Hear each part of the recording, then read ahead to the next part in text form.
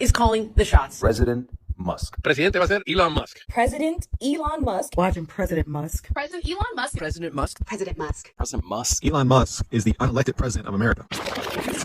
Welcome to the Elon Musk presidency, one where Donald Trump has been relegated to be the vice president. Clearly what Elon Musk wants, Elon Musk is going to get. So when was the inauguration, and when did Elon Musk get elected? President Elon Musk and First Lady Donald Trump has really shown that the highest office in the land is for sale. When it comes to politics, oligarchs are usually the hidden puppeteers, hidden in the background exerting their power and influence, donating to their campaigns. And Elon Musk is not even hiding it anymore, deliberately calling the shots in the open forum. Elon Musk is kind of cosplaying co-president. I don't know why Trump doesn't just hand him the Oval Office, or Speaker Johnson should maybe just hand Elon Musk the gavel if they just want that billionaire to run the country. And this is what makes this video so great to make, as MAGA is now in a civil war with itself. As I like to call it, the snake that eats its own tail. In fact, it's gotten so entertaining, Bannon started calling Musk out. The H-1B visa program is a total and complete scam concocted by the lords of easy money on Wall Street and the oligarchs in Silicon Valley to both initially to just increase profit margins. But there's a darker element to it today, a contempt of America and American citizens, and we're not going to tolerate it.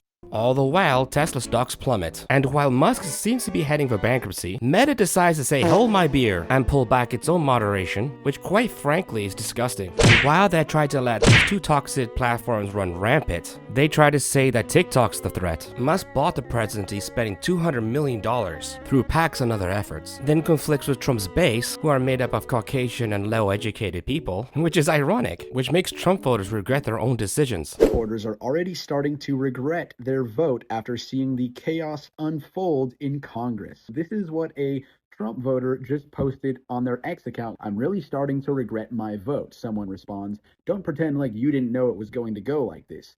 Everyone knew. And then the Trump voter responds by saying, quote, wasn't expecting him to be anti-cancer funding. As Trump himself folded on H-1B visas because the oligarchs in the end own him. That includes Zuckerberg and even Bezos. While Musk said he was joking, he said if Trump didn't win the presidency, Trump will face some legal consequences. If he loses, man, what? If he loses, It does seem that way. You can't just be like, yo, yeah, I'm like, how long do you think my prison sentence is going to be today? Well, I see my children out. Because Amani, also known as Crutches and Spices on TikTok, makes a good point. Donald Trump and Elon Musk have pulled out. Like, for real. There's one giant assumption that people make when they ask this question, and that's that Donald Trump wants to be president. He does not. He has no desire to actually do any work or lead anything. This was the arrangement. And on Twitter, Elon posts 100 times a day, spreading bad and misinformation. You voted for Trump. You didn't actually. You voted for billionaires to run the show. Because who's taking orders from whom? These billionaires, they don't care about us. They don't care about Americans. They don't. Elon Musk wants a big, massive tax break in the next administration. That's what this is about, folks. It's about a big freaking tax break for billionaires. That's what it's about. Don't be confused about what's going on. Elania, President Musk, take your ass back to Africa. Just go back to where you came from. Go back to Africa, Elon. Okay. I'm just sitting back watching all of this shit play out, watching President Musk take over slowly, not so slowly. And I just keep thinking to myself, like, holy shit, how did we get here? Then I remind myself, I do know how we got here, because some of you sold us all out for some gas and some cheese. And turns out the rates for that is only going up. So now the country is being run by a billionaire who don't even go here, who is part of a cabinet to deport many people, and he doesn't even go here.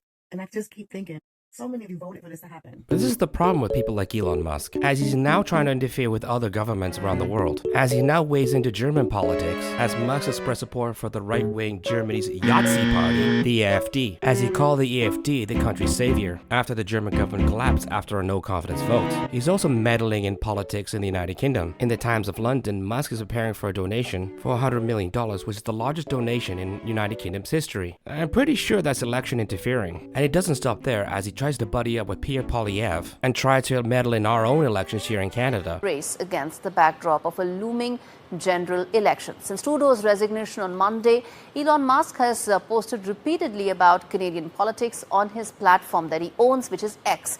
He has praised clippings of Pierre Poilievre, the head and leader of Canada's Conservative Party, and while relishing in Trudeau's downfall and engaging with right-wing Canadian influences. So here we are watching this tech oligarch not only ruin the United States, but governments around the world too. Not surprising when even Elon Musk's dad, who once Musk branded him as evil, is now saying how proud he is of his own son, Elon Musk, Musk's father, who acquired an emerald mine through an African apartheid during the 1980s. He said that he had so much money they couldn't even close their safe. And if you look at Elon's family tree, you can see a direct ties to the Yahtzees, dating all the way back to his grandparents. In a podcast, Elon Musk gives insight to his family and spoke about his ex-wife, May Musk. Her parents, by the way, were very fanatical in favor of apartheid. This is quite interesting. Her parents came to South Africa from Canada because they sympathized with the Afrikaner government. They used to support and all that sort of stuff. They were in the German party in Canada, and they sympathized with the Germans. So when the Afrikaners government came into power here in 1948, then May's father, he said he wants to be with the Afrikaners because he agrees with apartheid. So knowing Musk's family history, and he's backing far-right political fascists, and push the racist white replacement theory while pushing a lot more babies, it makes sense he wants to push politicians that completely supports fascism. His mother even went on television to push people to have more babies just so his son could have more factory workers. You know, you don't have to go to the movies, you don't have to go out for dinner, you can just spend time with the most wonderful gifts you can ever have as a children. I did a video on this called Out of Touch. This is right up there. So between the ideologies that he supports and deregulate the policies that specifically affect him, it's clear what legacy Elon Musk's father was talking about. All the while, they're trying to ban TikTok. They were able to ban this app before they were able to do anything about Flint, Michigan. They were able to agree on banning this app before giving aid to Puerto Rico. Forget the medical industry or the fact that they haven't done anything to solve school shootings. 40,000 Americans die every single year because they can't afford fucking health insurance, but our government's worried about an app. Where is our rage? Where is the anger that should come with this moment? Help, please! Children are dying! Help! How do we stop this? Okay, gosh, look here, we just signed this. This should help everything. Take it. Thank you. Thank you so much. We needed a real change. Thank you. Oh my gosh, I've already decided if they ban TikTok, I'm opening up a Chinese bank account. Yeah, you don't want them to have my information. I'm a fun fucking country, you stupid whack. Because my thing is this, most of the shit that we buy already comes from China anyways. Let's just cut out the middleman. This app has enabled me to raise over $90,000 for various charities and people in my time here. The U.S. government. How funny would it be if they ban TikTok and then we all move to the actual Chinese version of TikTok? So it comes to no surprise how trash Meta and X really are, as the TikToker Soupy Time posts the actual truth for the ban. Fascist countries ban apps. Fascist countries ban websites.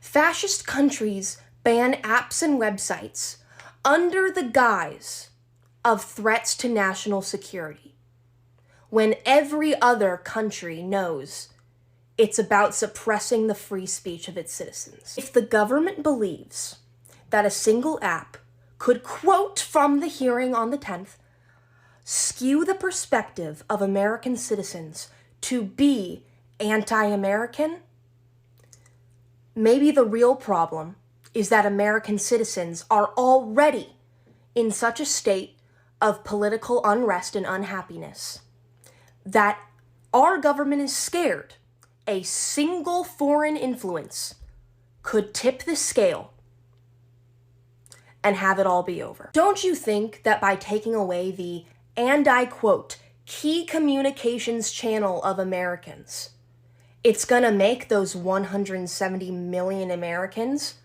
a little more anti-American? Maybe Congress knows and understands that. Maybe the government knows that the backlash it will receive from banning TikTok does not outweigh the threats that come with its existence. Not in a matter of national security, but in a matter of being the most popular news and media outlet that the government cannot control, like American-owned broadcasting networks and publications. Maybe, if this was actually a national security concern, the government would be banning all Chinese-developed apps, like Shein and Temu, that collect the exact same amount of data as TikTok. Because maybe it knows TikTok is something special.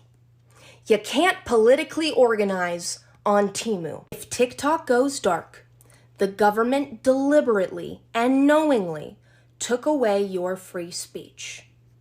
Do not accept national security for an answer, ever. Think about it, they were able to ban this app even though they can't even get the funding for the fires in California, while X and Meta keep spreading lies and misinformation. Because they're not going to switch to Instagram Reels, and I don't blame them. In fact, they're switching to an app called rednote, and you know what? Good for them. Both X and Meta have become boomer cesspools with so-called Facebook groups that post nothing but hate. And you can literally see their hands are in the pot with Meta, amplifying who's really calling the shots. ByteDance does not need 160 million users to survive. So if they lose the entire US base, they will be fine. They will continue to operate successfully without us. However, 160 million people not using anything in the US, wink, wink, would absolutely crush, crash, bankrupt, and zero out any of those other businesses. 10 days is a long time to establish the largest, most successful boycott of all time. So let's pick. If TikTok is going down, who's going down with them? I have a video at the end of this TikTok that is going to show you that both Democrats and Republicans have their hand in the Meta pot. Yes, that's right. They own a lot of stock in it. And you'll see who it is, both Democrat and Republican. I am asking for us to come together for literally less than 48 hours. I am calling for a mass exodus from Meta. It's the way that Zuck thought that everybody was going to go back to Meta once TikTok got bananaed, but all I see is everybody talking about how they're never going to go back to Meta. As Meta themselves spent a record high of $7.6 million lobbying the government in the first quarter of this year as the US Congress advanced legislation that could ban Instagram's chief competitor, TikTok, to stifle free speech so they could control the media like they did with legacy media. It's clear who's calling the shots here and who's pulling the strings. Take a deep breath and appreciate what's going on here. The wealthiest person in the world, who spent at least $277 million to elect Donald Trump in a Republican Congress, has now claimed complete ownership of that party.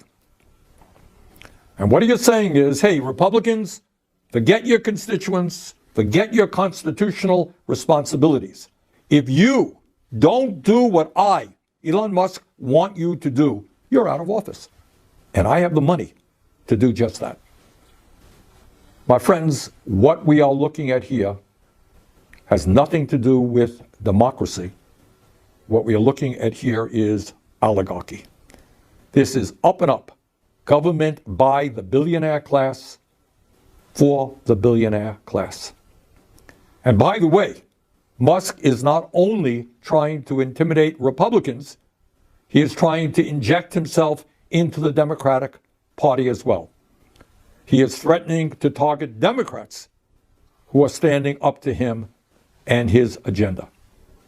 Further, what all of this hoopla is really about, above and beyond everything I'm talking about, is that when Trump and Musk come into power in late January, do you know what their first order of business will be? You think it'll be to fix health care? You think it'll be deal with climate change? Deal with homelessness? Well, if you thought that, you're dead wrong. Their first order of business will be to provide massive tax breaks for the wealthiest people in this country and the largest corporations. So think about it. At a time of unprecedented income and wealth inequality, when Musk himself is worth almost $500 billion, what these guys want to do is give more tax breaks to billionaires and the heads of large corporations. So where do we go from here? Let us understand the gravity of what we are dealing with. This is not politics as usual. This is not just Democrats versus Republicans, conservatives versus liberals or progressives. It's much deeper than that. What we are dealing with right now is that the billionaire class, which owns so much of our economy, which owns so much of our media, they are now moving aggressively to own our political system as well. So we got a lot of work in front of us. We've got to educate, we've got to organize, and we have got to stop them. Thank you very much. Have a great holiday season. Thank you for watching to the end of this video. If you like it, go watch some of my other videos, like and subscribe, and always stay toasty!